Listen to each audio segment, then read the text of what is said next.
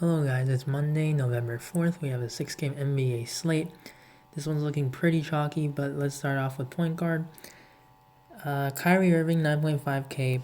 Brooklyn against New Orleans. This is going to be a pretty fast-paced game.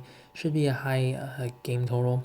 That hasn't been released yet, but just looking at how fast these two teams play, Brooklyn at home, Kyrie Irving, we know what kind of role that he has. He's going to be actually probably averaging around 50 DraftKings points the entire season, so it's going to be a fabulous play.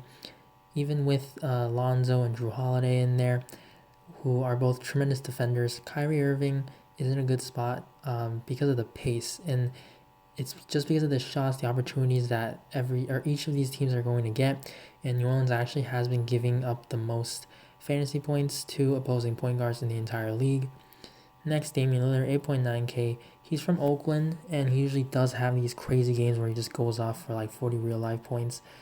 But this isn't the same Warriors team, we know that, and this could be a blowout. But Damian Lillard, 8.9K. If the game is within like 15 points or so, definitely Lillard's going to have a pretty big part in this. I think Lillard usually in games that aren't going to be that tight, he tries to facilitate a little bit more, some more assists, doesn't take as many shots, but in Oakland, hometown, he usually does have some really good games. Next, Ben Simmons, 8.5K. Joel Embiid is going to be still out with the suspension, and Ben Simmons' price actually did not go up, and I think it actually went down. Yeah, it did. So try to get on this. This is going to be one of my top plays of the slate. He's going to have a lot more rebounding opportunities without Embiid in there. All the Sixers, Horford, Tobias Harris, Josh Richardson, and he's still going to get his usual assists, points, all of that, steals and blocks as well. So 8.5K going to be excellent. There's tons of value on this slate, so you can definitely fit Ben Simmons in your lineups. And scrolling down more, Jeff Teague, 6K. This is a tough matchup. Bucks have a tremendous defense, but this year so far they haven't been as great as last year against opposing point guards.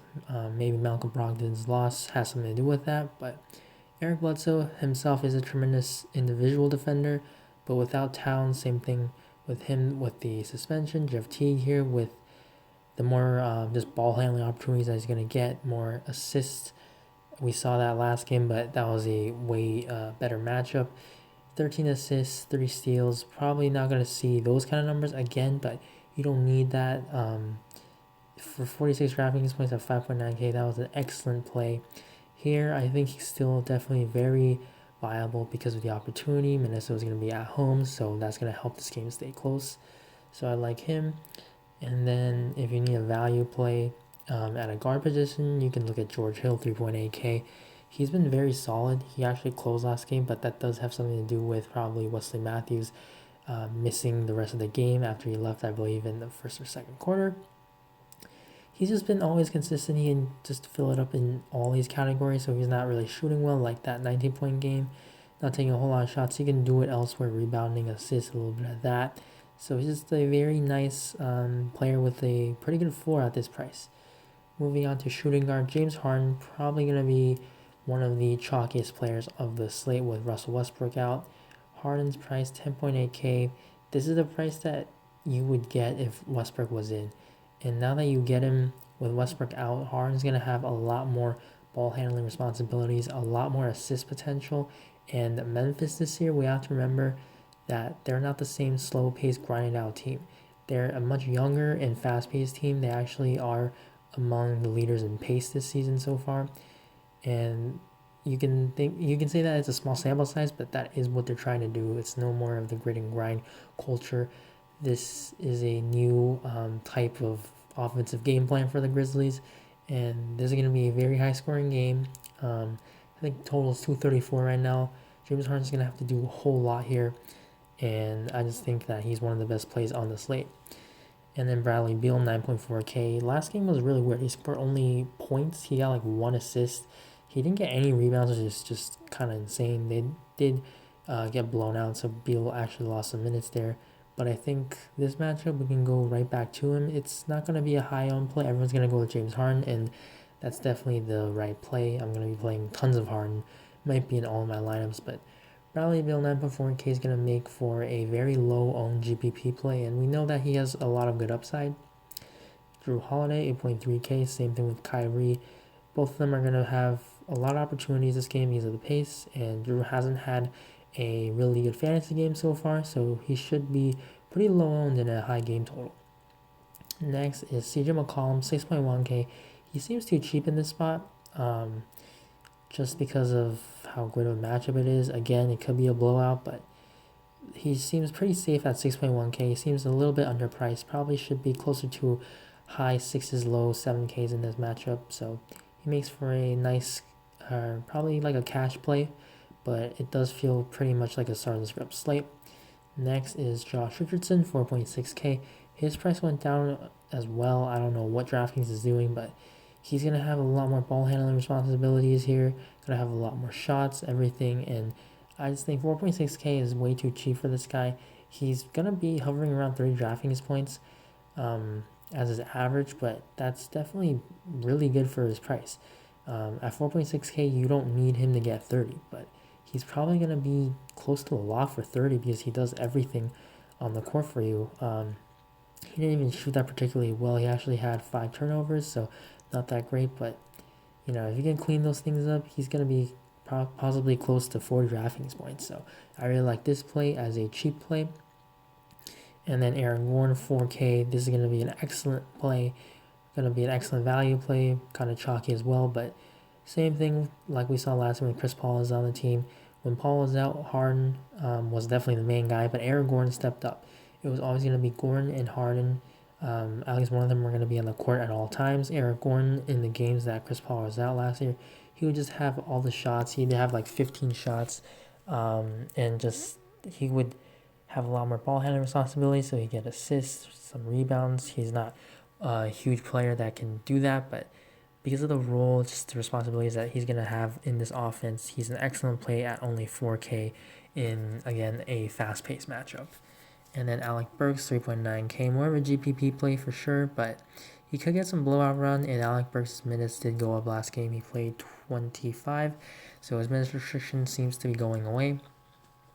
And then Damian Lee, 3.6K, another Golden State value play because somebody's got to be able to go off because a lot of these Warriors players are just really cheap. Moving on to small forward, not really anything up top. I don't think Giannis is like a very good play. I mean, sure, GPPs for sure, but I just think Harden at $500 less is a way better play. Going down for value, though, I really do like Bruce Brown because Rose and Frazier should be missing this game again. This is a nice matchup here against the Wizards. 40 minutes was a bit of a surprise, and we didn't know that he would have this kind of scoring and assist upside, but he showed it. He didn't even shoot particularly well. I think 20 shots is a little bit crazy. I don't think he's going to be shooting that much, but probably still expect double-digit shot attempts. Just the kind of minutes that he's getting with the price, he only increased by 100. It's an excellent play. Going to be one of the top value plays for me and probably for a lot of people. For power forward, Tobias Harris. Same with the Sixers, just another play. Another starter that's in a terrific matchup here. 7K with the kind of double-double upside that he gives you with the rebounds, and he's going to have a lot more scoring opportunities. I like him. Should play in the upper 30s in minutes. Next is Torian Prince, 5.4K.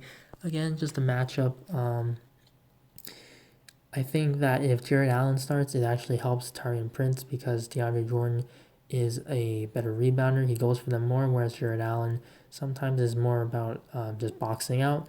We saw that in 2 games ago against the Rockets when Jared Allen started. Torian Prince, of course, he had a ceiling game. He was shooting tremendously from 3, of course, but last game he was shooting really well again. Even if he doesn't shoot that well, he can make up for it with his defensive stats, rebounding a little bit, and he's 5,400. Not too cheap, but not expensive. It's a good matchup. Everything. If he's playing well, obviously he's gonna get a good amount of minutes. So I like him. More of a lower owned GPP play again, though. And then if you're into revenge, I like Markieff Morris, 4K. This is a nice matchup without the point guards again for the Pistons. Everyone else is going to have more opportunities to handle the ball. Morris is not that kind of guy, but he is a pretty solid scorer. And revenge, if that's your thing, definitely take a shot at this. Christian Wood. He hasn't been playing all that well recently, so his minutes have been going down. So if this game does stay close, Markieff Morris should be out there for his low 30 minutes. And Andre Drummond's definitely getting a lot of those rebounds. So his rebounding for Morris hasn't been that great, but he's gonna shoot.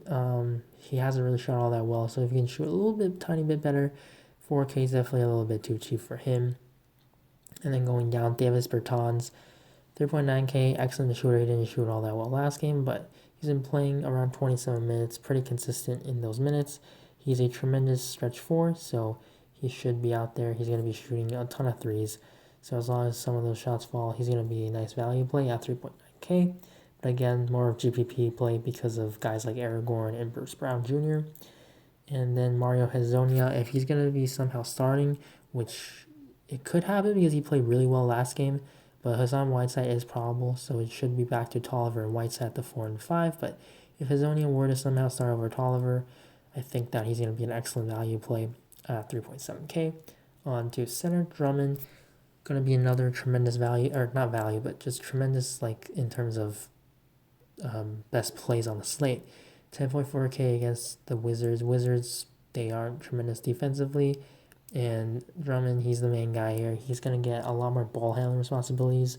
He actually handled the ball quite a bit last game. He even brought the ball up the court some possessions. He's going to be playing heavy minutes once again. He's been getting crazy amount of rebounds. 2020, he's had 4 of those games already. It's just crazy. Gets you so many defensive stats even. He's been shooting really well, and that's not something that's going to regress. He is that kind of finisher around the rim. He gets a lot of those putbacks, dunks, layups, all that. So 10.4K, I think he's definitely still very much in play. I think he's an excellent play, actually. And then Al Horford, 6.9K. I like him. Same thing with Embiid. Now he's going to be shifted to center. A lot more rebounding opportunities, a lot more shots to go around for all these Sixers. Hassan Whiteside, because he does have that questionable tag. Golden State, Willie Cauley-Stein, when he was on the Kings, it's more name than actual talent here.